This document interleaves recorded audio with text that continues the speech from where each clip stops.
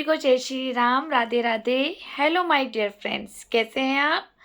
मैं ईशा पुत्री अशोक कुमार अरोड़ा जी की हरिद्वार उत्तराखंड गंगा बिहार कॉलोनी से आप सब लोग मेरी वीडियोस देख रहे हैं। मेरा क्या कसूर, मेरी ज़िंदगी का सच, इसके लिए आप सबको दिल से थैंक यू। और जो मेरे नए व्यूवर्स जुड़े हैं, मैं उनको ये कहना चाहूँगी कि वो मेरी ज़िंदगी का सच सुन सकते हैं एफबी पर और यूट्यूब पर ईशा बेरी के नाम पर। मैंने अपनी ज़िंदगी का सच वीडियो के माध्यम से बताया है। ये मेरी ज़िंदगी का सच है। मेरा ये वीडियो बनाने का उद्देश्य ये नहीं है कि मैं किसी को अपमानित कर रही हूँ, जी नहीं। मैं मजबूरी में बहुत जब अति हुई है, जब एक तरह से कहते हैं ना तूफान आया है मेरी लाइफ में, तब जाके ये मैं आप लोगों के बीच में मैं सच रख रही हूँ, क्योंकि सच रखने का अधिकार सबको है, आप लोगों को भी है। जब बात परिवार पे आ जाए, बात सम्मान पे आ जाए, बात एक ज़िंदगी पे आ जाए, तो मुझे नहीं लगता कि किसी को चुप बैठना चाहिए, राइट। मेरे साथ इतना बड़ा हादसा हुआ है, आप लोग मेरी शुरू से सारी वीडियोस देख सकते हैं। मैंने यूट्यूब पर और एफबी पर डालती आ रही हूँ, वो मेरी ज़िंदगी का सच है। हो सकता है कि आपको मेरी वीडियोस से कुछ मार्गदर्शन मिल सके और आप ऐसे लोगों से सतर्क हों और आस पड़ोस को आप जागृत करें। चलिए, मैं आपको अपनी ज़िंदगी का और आगे सच सुनाना चाहती हूँ, क्योंकि बहुत सारा सच है, तो कभी कभी समय मिलता है तो बना लेती हूँ। मैं आज आपको ये बताना चाहती हूँ, ये खासकर तो वैसे तो ये मेरे राहुल बेरी जी के लिए संदेश है, क्योंकि आजकल ये बात ही यही चल रही है कि राहुल बेरी जी को सच पता है या ये नाटक करते हैं। लेकिन मैं आपको आज एक सच और बताती हूँ। ये राहुल बेरी जी मेरे जेठ हैं, जिन्हें कहते हैं, शास्त्रों में तो लिखा है बड़े भैया होते हैं, एक पिता का रूप होते हैं, एक बड़े भाई होते हैं। इनसे थोड़ी सी उम्मीद क्या कर ली हमने कि ये हमारी एक छत्र छाया बनेंगे, हमारे सर पे हाथ रखेंगे, हमारी मदद करेंगे, पैसों की नहीं, एक इमोशनल।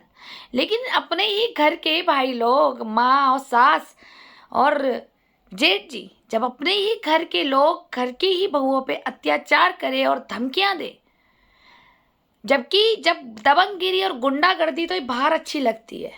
एक गुंडा बदमाश जो माफिया लोग भी होते हैं ना, वो अपने घर की बहु बच्चियों को भी छोड़ देते हैं, वो उन पे हमला नहीं करते, जबकि वो और लोगों से बचा के रखते हैं अपने घर की बहु बच्चियों को, कि ताकि इन पे कोई हमला ना हो जाए। हम माफिया लोग हैं तो हम बाहर हमला करेंगे लोगों पे। लेकिन यहाँ के लोग तो मुझे ऐसे मिले कि जैसे कहते हैं ना गैंगस्टर, मेरी सास और मेरे राहुल बेरी जी माफिया, जो ये कहते हैं पुलिस क्या कर लेगी, तेरा है क्या पुलिस, तुझे पुलिस देखनी है, तुझे कई बार दिखा दिया हमने, क्या कर लिया पुलिस ने तेरा, करी मदद तेरी, कुछ भी नहीं करी, कि हम वो लोग हैं। अब जरा हमने कहा, जब हमारे जेठ जी अपनी पावर बता रहे हैं, तो वो भी अपनी माँ के पक्ष में, तो जरा क्यों ना हम इनके राज अब इन्हीं को बताए जाए और समाज में भी बताए जाए। जी हाँ, चलिए आज मैं आपको एक राहुल बेरी जी का राज बताती हूँ, जो मेरी सास ने मुझे बताया था। देखिए, मैं तो बाद में आई ना, मैं तो सबसे छोटी बहू हूँ। मेरी सास रूमा बेरी जी ने मुझे बताया था कि जो मेरे ससुर विनोद बेरी जी थे, अब इस दुनिया में नहीं है, जब मेरे ससुर जीवित थे, तो लगभग ये 23/9/2005 की बात है। 23/9/2005 की बात है। मेरे ससुर यमुनोत्री में महिंद्रा गाड़ी से गिर गए थे, यानी कि कुछ क्योंकि मेरे जो ससुर थे वो एक क्या बोलते हैं, टैक्सी ड्राइवर थे, खुद की अपनी गाड़ी चलाते थे डैडी महिंद्रा, और उसमें यात्री बैठे हुए थे। तो वो यात्री सही थी, यमुनोत्री में खाई में गिर गए थे। काफ़ी दुर्घटना बहुत खतरनाक हुई थी उनके साथ, उनके बचने के चांसेस नहीं के बराबर थे। अब आप समझ लीजिए कि वो कितनी बुरी तरह से घायल हुए थे, खाई के अंदर गिरे थे। फिर क्या हुआ था कि उस डेट पे 23/9/2005 में जब ये गिरे यमुनोत्री में, तो इनको वहाँ पर जाकर के निकलवाया पुलिस के माध्यम से, और डैडी को यानी मेरे ससुर जी को देहरादून दून हॉस्पिटल ले गए। डैडी की हालत एक तरह से ख़त्म थी, तो वहाँ से केस रेफ़र हो गया उन्होंने कोई ट्रीटमेंट दिया नहीं दिया, लेकिन केस रेफर हो गया था। तो फिर ये लोग अपने पिताजी को CMI हॉस्पिटल देहरादून ले गए थे। उस वक्त मेरे हस्बैंड काका यानी कि सचिन बेरी वहाँ प्रेजेंट थे, राहुल बेरी जी भी प्रेजेंट थे उस वक्त। ध्यान से सुनिएगा मेरी बात को कि राहुल बेरी जी भी प्रेजेंट थे। लेकिन जब वहाँ रात को वो एडमिट हुए CMI में, विनोद बेरी जी मेरे ससुर वो एडमिट हुए, तो राहुल बेरी जी मेरे हस्बैंड ये वहाँ थे। तो राहुल बेरी जी वहाँ से रात को भाग गए। मेरी सास का कहना है ये कि वहाँ से वो भाग गए, और रात को भागने के बाद वो अगले दिन ही सुबह वो मिले नहीं। मिले मीन्स कि वो किसी महिला के साथ, एक लड़की के साथ, एक महिला के साथ जिसकी दुकान जयराम आश्रम के पास थी, उसके हस्बैंड की दुकान कह लो, उसकी कह लो, पति पत्नी की दुकान ही है होती है, उसकी शॉप वहाँ थी, और वो मोती बाजार की कोई महिला थी। उसको लेकर के ये 1 साल के लिए भाग गए। ठीक है, भाग गए 1 साल तक के भागेगी, इनकी माँ ने बताया। ये तो वही वाली बात हो गई, मैं तुझको भगा लाया हूँ तेरे घर से, तेरे पति के डर से, तेरे पति के डर से। जी हाँ, ये राहुल बेरी जी मोती बाजार की एक महिला को, जिसकी दुकान जयराम आश्रम के आसपास थी, तो उसको लेके भाग गए थे। जबकि पिताजी हमारे विनोद बेरी जी ससुर मेरे हॉस्पिटल में एडमिट है, लेकिन इनको अपनी बस लड़की के दीवाने थे, महिला के, तो उनको लेके भाग गए। 1 साल तक नहीं आए थे ये। शायद ये लोग हरिद्वार के लोग जानते हैं, कंफर्म बात है, क्योंकि भाई इनकी माँ बता रही है, और इनकी माँ जो बात बोलती है तो वो सच ही बोलती होंगी। तो मुझे ये सूचना डालनी थी कि क्या ये अच्छे पुत्र हैं, पिता हॉस्पिटल में है और ये अपने महिला को लेके भाग गए। इस मौके पे चौका मारा इन्होंने कि कुछ जेब से खर्चा भी ना लगे, कुछ ड्यूटी भी ना देनी पड़े हॉस्पिटल में। ठीक है, और ये काका अकेला भागता भुगता रहे। लेकिन उन दौरान इनकी फाइनेंशियल शायद स्थिति ठीक नहीं थी। तो फिर मेरे हस्बैंड ने जो दूसरे भाई है गौरव बेरी जी, इनसे पैसे की डिमांड करी थी थोड़ा सा पिताजी के ट्रीटमेंट के लिए, जो गौरव बेरी भैया जी ने इनको अपनी ससुराल टोईवाला से 35,000 रुपये मेरे हस्बैंड को दिए उधार।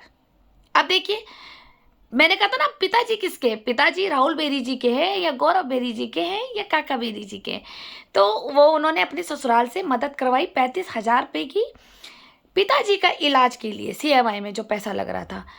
उस दौरान तो पैसा दे दिया, लेकिन जो रिटर्न दिया, जो मेरे हस्बैंड ने गौरव बेरी जी को वापस करा, वो पैसा वापस करना पड़ा। मतलब उस गौरव बेरी भैया जी ने ये नहीं बोला कि भैया पिता मेरा भी था, कोई बात नहीं, मैं अपने ससुराल को खुद उतार लूँगा। नहीं, वो पैसे 35,000 जो इन्होंने लिए थे वो देने पड़े 50,000। जी हाँ, 15,000 प्लस होके वापिस गए हैं वो पैसे।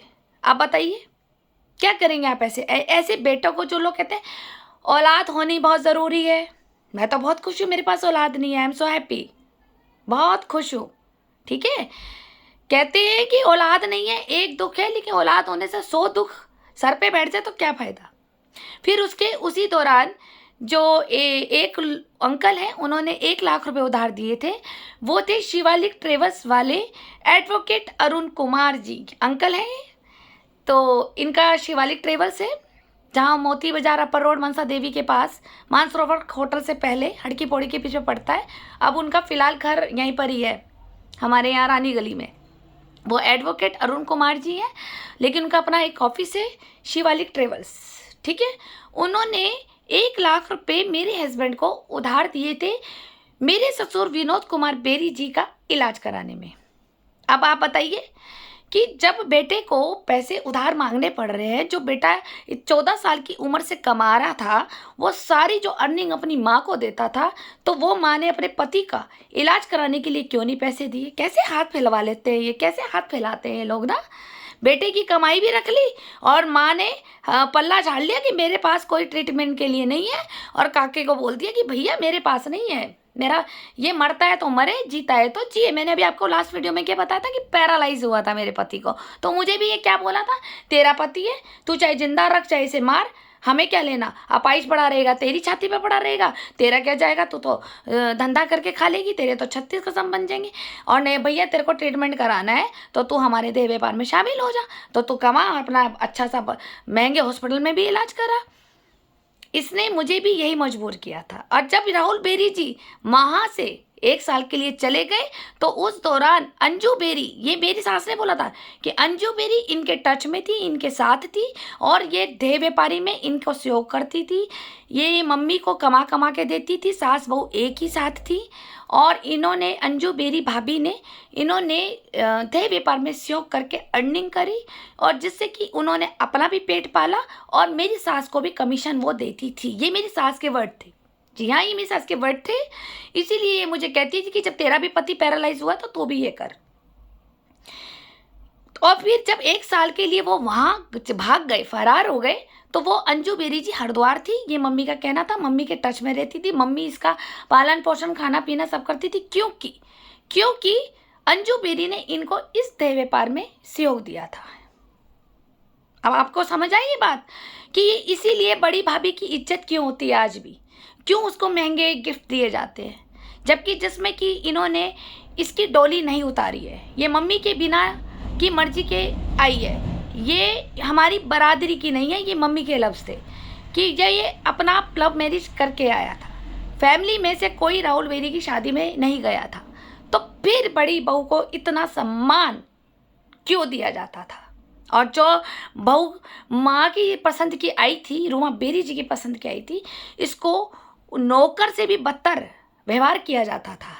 क्या मुझे एक इज्जत और सम्मान पाने के लिए, क्या मुझे इनके कोठे में मुझे नाचना चाहिए था? या जो ये मुझे जिस काम में डालना चाहती थी, क्या मुझे ये कर लेना चाहिए था? हैं, आप बताइए कि अगर मुझे एक अच्छी बहू बनने के लिए, इनका झूठा प्यार लेने के लिए, अगर मुझे गंदी सीट पे, गंदी सत्ता पे बैठना पड़े, एक ऊंचे आदमी के लिए जैसे कि रूमा बेरी जी की हाँ में लाने के लिए मुझे गंदगी में बैठना पड़े, तो उससे अच्छा मैं कुत्ते के साथ बैठ जाऊँ ज़मीन पे, वो मेरे लिए बेटर रहता था। मैं एक हाथी के साथ गंदगी में बैठने से अच्छा है कि मैं कुत्ते के साथ गंदगी में सड़क पे बैठ जाऊँगी। कम से कम कुत्ता वफादार तो होता है, कुत्ते से ज़्यादा तो कोई वफादार हो ही नहीं सकता। आप समझ गए होंगे मेरी बात को। तो मैं आपको ये बताना चाहती थी कि बाप इनका राहुल बेरी जी का था या गौरव बेरी जी का था या काका बेरी जी का था या फिर रूमा बेरी जी का पति नहीं था, जो इसने ये कह दिया कि भैया मेरे पास तो पैसे नहीं है, पल्ला झाड़ लिया। तो जो 1 लाख रुपए इन अंकल ने दिए थे एडवोकेट अरुण कुमार जी ने, तो इनको फिर मेरे हस्बैंड ने धीरे धीरे वापस करे, वो भी कर्जा उतारा इन्होंने। ठीक है, CMI में हॉस्पिटल में ये बेचारे अकेले धक्के खाते रहे अपने बाप को बचाने के लिए। लेकिन राहुल बेरी जी को तो मतलब नहीं, राहुल बेरी जी तो आ कहीं दूर चले जाए हम, है ना, अपनी लैला को लेके दूर चले गए थे अपने पिताजी को छोड़ के। तो सोचो ना, जो लड़का अपने पिता का सगा नहीं है, जो लड़का अपने खानदान का सगा नहीं है, तो वो उससे क्या लड़कियां उम्मीद करती होगी जो इसके पास रहती हैं जा करके कि राहुल जी बहुत अच्छे हैं। ठीक है, जो इंसान अपने पिता की ज़िंदगी नहीं बचा सकता, वो अपने भाइयों की कैसे बचाएगा, वो और लोगों की कैसे ज़िंदगी बचाएगा, ये समझ नहीं आती। आज बुरा लग रहा होगा राहुल बेरी जी को ये सुनने में कि हाँ भाई सच्चाई बोल रही, मैं बोलूँगी, क्योंकि तुम लोगों ने वो बोला मेरे लिए जो मैं नहीं थी। याद रखिएगा, कर्मा लौट कर आता है बेरी साहब, कर्मा इज़ बैक। आप लोगों ने मेरे लिए वो बोला जो मैं थी नहीं, तुमने समाज में मुझे वो दिखाया, ठीक, लेकिन मैं आपको वही दिखा रही हूँ जो आप हो। मैं आप लोगों को वही दिखा रही हूँ जो आप हो। शायद मुझे अभी भी तुम लोगों के बारे में बहुत कम पता है, जितना मुझे तुम्हारी माँ से पता लगा ना, मैं उतना आपको बता रही हूँ, याद दिला रही हूँ आपको मैं कि आप क्या हो। किसी के लिए बोलने के से पहले ना 100 बार सोचना चाहिए कि आप बोल क्या रहे हो। किसी को नाजायज़ तंग नहीं करना चाहिए। बेरी साहब, कर्मा लौट कर आता है, वो आपके सामने नहीं बोलेगा, वो आपको नहीं सुन पाएगा। आप मेरी चुगली कहीं भी कर लो बेवजह, मैं नहीं सुन पाऊंगी, लेकिन वो तीसरी शक्ति है ना ऊपर की, वो सब सुनती है, वो सब देखती है किसके लिए क्या साजिश रची जा रही है। फिर उसका जब कर्मा आता है ना तो लौट कर आता है। ठीक है, आपने मुझे मजबूर किया, वरना मैं आज तक कभी मैं मीडिया में नहीं आई। मीडिया तो छोड़ो, मैंने कभी कोई बंदा ये कह दे कि ईशा ने आप लोगों के बारे में चर्चा करी, मैं करती ही नहीं थी, मुझे फर्क ही नहीं पड़ता। कहते हैं ना कि अच्छा देखो तो सब अच्छे दिखते, बुरा देखो तो बुरा दिखते, तो मुझे तो सभी अच्छे दिखते थे। आप फिर ऊपर से कहते हो मैं तो आपके पैर छूती थी। अरे भैया, मैं पैर छूती थी, आपको अपना बड़ा भाई मानती थी, एक पिता मानती थी, एक बड़ा सदस्य मानती थी, एक अच्छे व्यक्ति समझती थी, कि इसलिए छूती थी क्योंकि वो मेरी माँ के संस्कार थे, मेरे पिता के संस्कार थे, जिन्होंने मुझे बड़ों के आगे झुकना सिखाया, और संस्कार ऐसे थे कि सबके पैर छूना सिखाया। तो क्या गलत थी? पर आप लोगों को ना ये संस्कार समझ नहीं आए, क्योंकि जब तुम्हारी माँ के अंदर नहीं थे, ठीक है, तो तुम्हारे अंदर कहाँ से आएगी, इसलिए मैं आप पे क्या शिकायत करूँगी। अब आपको मैं पॉइंट की बात बताती हूँ, जो आपको एक चुल मची रहती है ना कि ईशा जिस मकान में रह रही है वो माँ ने दिया है, राइट। ये चुल आपको क्या, आपके सारे रिश्तेदारों को भी बची रहती है। और मैं आपको बताती हूँ, मैंने 1 रुपए की सुई ना आपकी माँ से ली है, ना आपके पिताजी से ली है, ना आपसे ली है, ठीक है, जो भी हमारी मेहनत का है। और जिस मकान में मैं रह रही हूँ ना, आप उत्तराखंड ग्रामीण बैंक में जाकर के निकाल सकते हैं हमारी सारी इन्फॉर्मेशन, ठीक है। जब मेरी शादी हुई तो काका जी से पता लगा कि जब ये ग्राउंड फ्लोर बना हुआ था, मकान ग्राउंड फ्लोर बना हुआ था, तो इस पे लोन था, काका जी के नाम पर इस पे लोन था, जो उत्तराखंड ग्रामीण में था। लगभग इनके लोन थे 10,80,000। पेपर सारे हैं हमारे पास आज भी, आप बैंक से भी पूछ सकते हैं। 10,80,000 का लोन था। फिर उसके बाद जब आपदा आ गई थी केदारनाथ की, तो वो लोन रुक गया, किस्तें रुक गई, काम नहीं चला। 2013 में नहीं चला, 14 में नहीं चला, 15 में चला, आप जानते हैं क्योंकि आप भी एक ट्रेवल एजेंट है।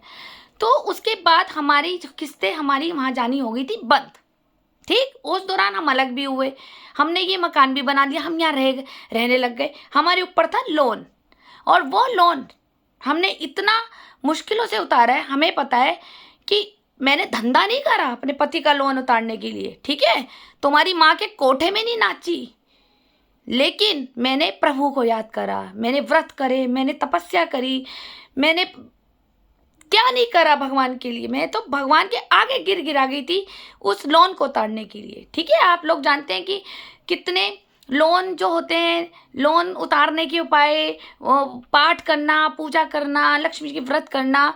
मैंने तो ये तपस्या करी जो मेरे लोन उतरे। और वो लोन जब हमने नहीं उतारा था, हमारे पास 10,80,000 का जो लोन था, वो जब हमारी किस्तें नहीं गई तो वो बढ़ता बढ़ता बढ़ता हमारे ऊपर 16 लाख का लोन हो गया। जानते हैं आप, 16 लाख का लोन था। और बैंक से हमें नोटिस आ रहे थे कि हम भाई लोन उतारने ही पड़ेंगे, रुकेगी नहीं, किस्त तो देनी पड़ेगी।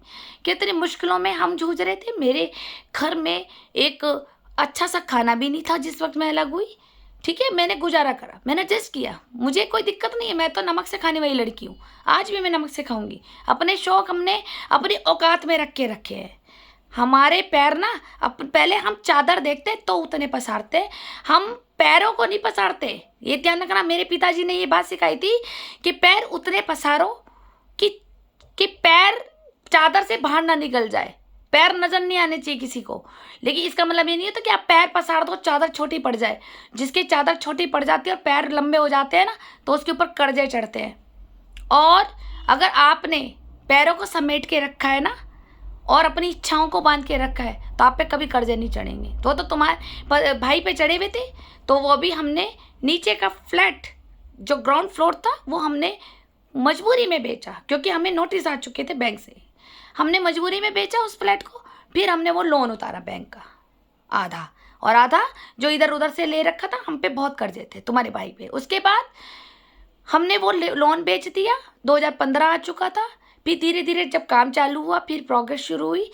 तो वो प्रोग्रेस जब हमारी हुई तो आपको मच गई चुल, और आपकी माँ को भी, और आपकी दुनिया वालों को। और आपकी माँ का ये कहना है कि जिन मासियों की तो इज्जत करती है, यानी कि आपकी मासियाँ जितनी भी आपकी माँ की, रूमा बेरी जी की जो बहनें हैं, वो मुझे कहती है रूमा बेरी जी कि तो जिन मासियों की इज्जत करती है ना, आओ भगत करती है, फ़ोन पे बात करती है, आना जाना रखती है, उनको खाना वाना खिलाती है, ये मेरी बहन ने नहीं है। मैं तो सीधा कहती हूँ आओ और खिचड़ी खाओ।